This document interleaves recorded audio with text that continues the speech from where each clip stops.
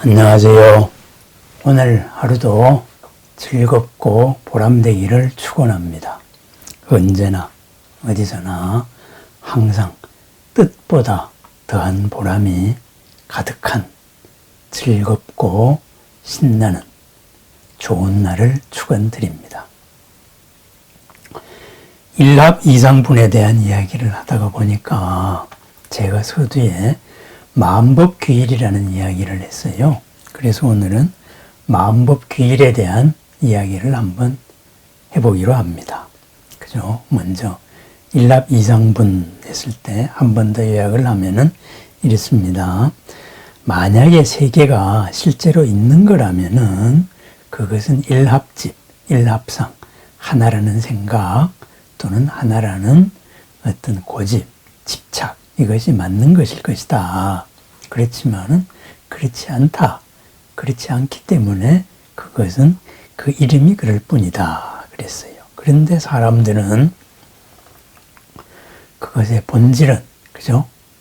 그러니까 변화하는 상황의 있는 그대로의 한 측면을 가지고 하나의 원리 이런 것들이 있을 수 있다. 이렇게 조금 설명을 하려고 한 것을 이것에 대해서 집착을 한다면은, 그죠? 그것은 은설불가이론, 말로서 표현할 수 없는 것이고, 어떠한 교묘한 논리로서도 표현할 수 없는 것이다. 그런데 어리석은 사람들, 우부, 이생, 범부나 어리석은 사람들이나 여러 가지 다른 전제를 가지고 있는 사람들은 강력하게 그것이 있다고 주장을 한다.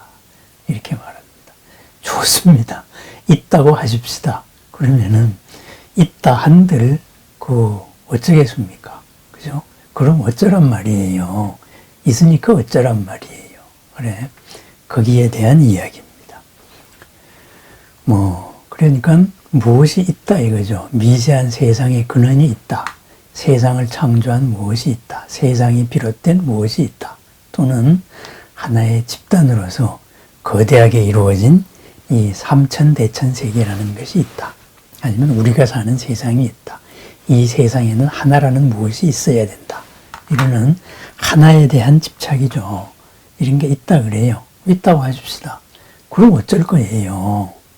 그 말씀에 대해서 좀 당나라 시절에 좀 자유로운 영혼들, 우리 조주 선사나 이러는 그때의 선사들이 어떤 자유의 세계 이런 것을 한번 엿보기로 합니다.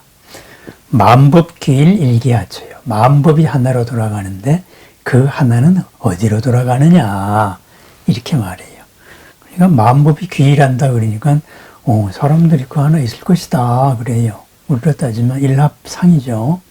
일합집이죠. 그 하나는 어디로 돌아가지? 이렇게 해요.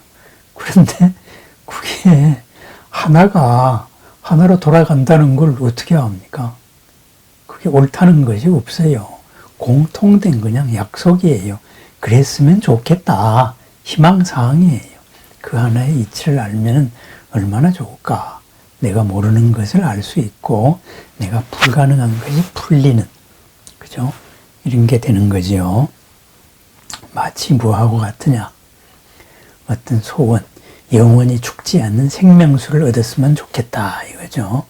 그럼 딴 사람들은 다 죽는데 나는 안 죽으니까 나는 세상의 지배자가 될 수 있거든요. 영원한 생명수를 얻으면은 그런 걸로서 일어난 여러 사건들 이런 것이 천수다란이에 많이 나옵니다. 많이가 아니고 몇 개 나옵니다.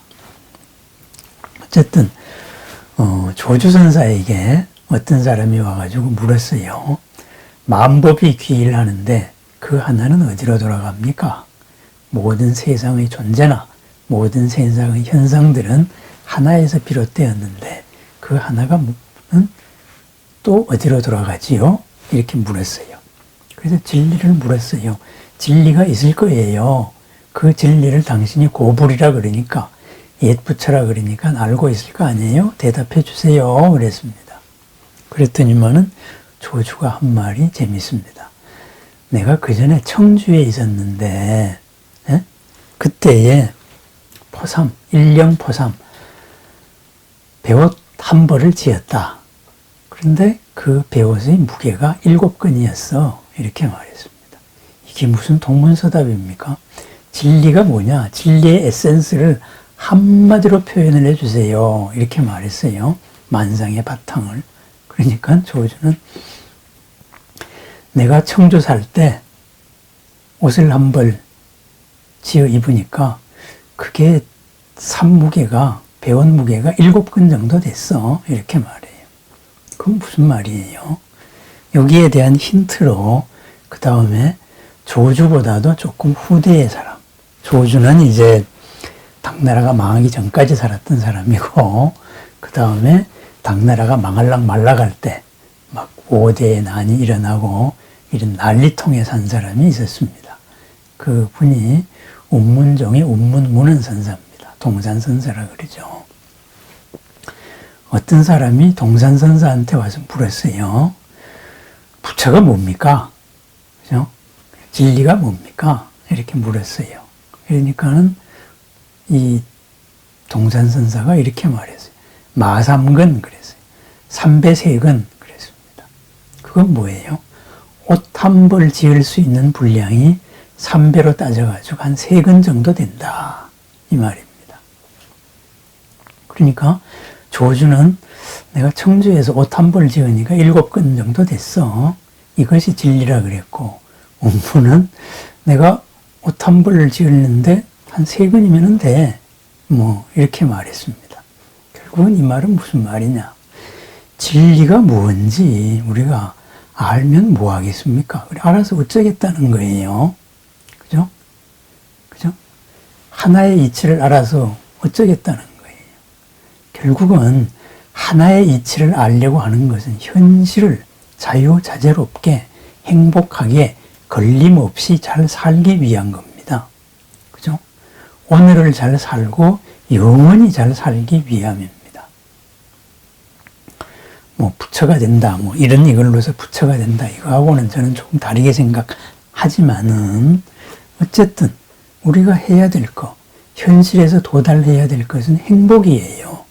걸림이 없는 이러한 자유로움, 걸림이 없는 날마다 좋은 날, 걸림이 없는 항상 보람, 이런 속에서 우리는 갑갑증, 불만족 이런 것이 없이 살아야 되는 겁니다.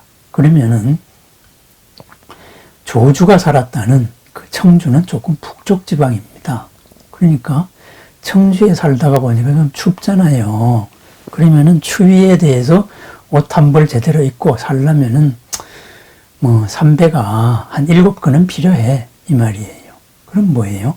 마음법이 하나로 돌아가는데 그 하나는 어디로 돌아가요? 하니까는 당신 지금 당장 사는데 추위에 안 떨고 살려면은 옷이 한 7근쯤, 3배가 한 7근쯤은 필요할 거야, 이런 말이에요. 그죠? 지금 당장 삶에 무엇이 필요해? 당신 마음이 지금 삶에서 떠나가지고 무슨 10만 8천리의 뚱딴지 같은 소리를 구하고 있어? 바로 이런 말입니다. 그대 자신을 돌이켜봐라. 왜 공부를 하려고 그래요? 우리는 쓰기 위해서예요. 한계를 벗어나기 위해서예요. 지금보다 더 나은 삶을 위해서다 이거죠. 그렇다면은 운문은 뭐겠어요? 그죠? 운문종의 동사는 삼세근이라 그랬어요. 거기는 절강성 이쪽 남쪽 지방입니다. 남쪽이다가 보니까 그냥 대충 뭐 몸 가리고 사는데 3배세근이면은 이제 한 벌 가지고 사는 거예요.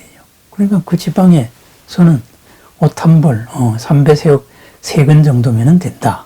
그래서 무엇이 부처예요? 그러니까 몸 가리고 살려면은 3배가 한 3근 정도 필요해.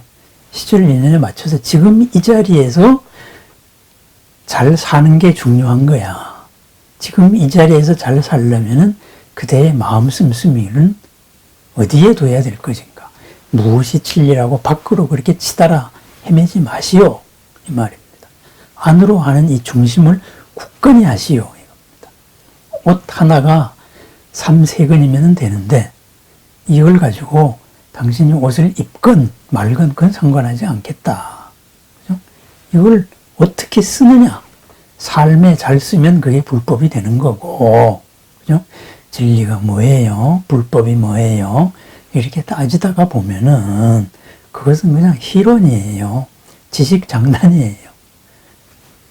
발밑에서 무슨 일이 벌어지는지도 모르면서 그냥 하늘에 별들 헤아리다가 구렁텅이에 빠지는 이런 거와 똑같은 거다 이거죠. 고를 벗어날 수 없습니다. 그죠? 우리가 진리를 공부하고 불법을 수행을 하고 마음을 닦는 목적 뭐예요? 바로 중칠근이고 옷 한 벌에 추운 지방에서는 3배로 따지면은 한 7근 필요하고 따뜻한 지방에서는 3배옷 한 3근이면 충분하다. 바로 이런 말이겠습니다. 그죠? 그렇습니다. 마음법 귀일 일기하자. 사람들이 전부 다 마음법이 하나로 돌아간다고 하니까 그렇다 그러자. 그래서 어떡하겠다는 거예요. 그죠? 그거 알아서 뭐 어떡하겠다는 거예요. 우리가 기초과학에 대해서 어마어마하게 투자를 많이 합니다. 그거 하는 목적이 뭐예요? 그 기초과학으로서 현실의 삶을 불편 없이 이롭게 하기 위해서입니다.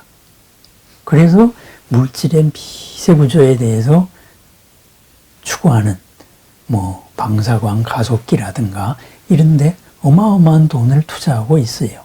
그것으로서 미세한 거를 밝혀내고 슈퍼컴퓨터로 연산을 해내어서 그걸 가지고 마침내 우리 현실에 이로운 신물질도 만들어내고 이러는 데 있는 거예요. 불법을 공부하는 목적은 내가 무엇을 깨달았다가 중요한 게 아니에요.